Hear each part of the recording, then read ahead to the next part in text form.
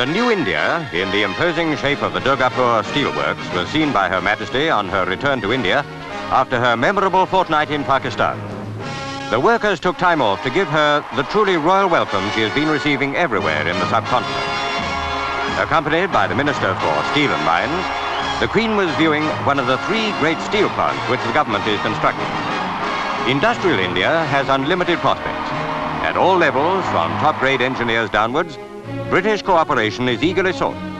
The steelworks cost £105 million to construct.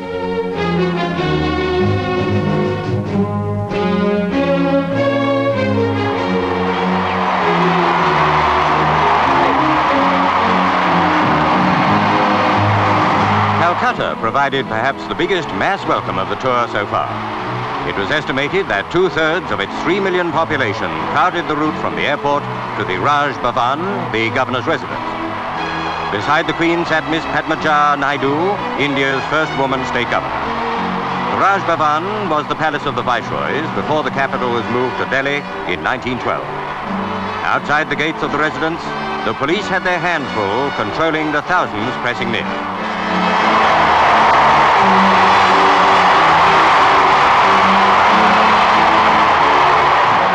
The National Agriculture Fair, organized by the Indian Farmers Society, was jointly visited by the Queen and Duke. Prince Philip had had an independent engagement when the Queen inspected the steelworks.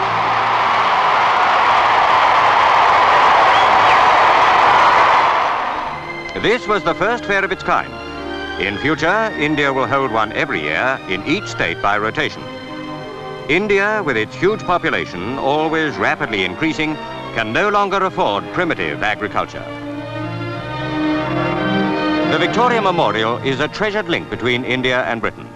Both the Queen and her husband are great-great-grandchildren of Queen Victoria, so for them both, the splendid edifice had a strong family interest. The idea of building it was conceived by Lord Curzon when he was Viceroy.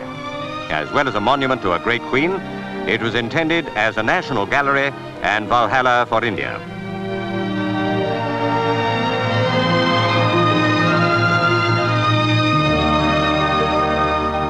The Royal Calcutta Turf Club provided a favorite form of relaxation for the Queen at its spring meeting.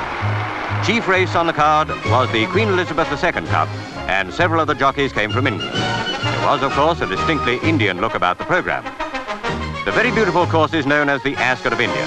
The race is for a cup presented by Her Majesty and is worth 30,000 rupees to the winner. That's about £2,200. It must all have seemed very much like home as the party in the royal box settled down to enjoy the racing.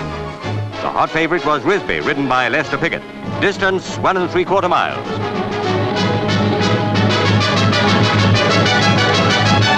The birds were there first, why should they have the move? Near the post, Power Bear went ahead of Commuter and Risby, and Swinburne was the winner.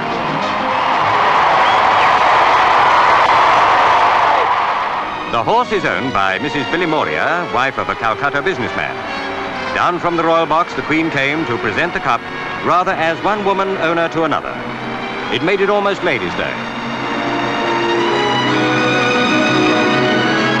The Queen adores racing. Those perfect hosts, the Indian government, were at pains to provide a first-class meeting for her while she was in Calcutta.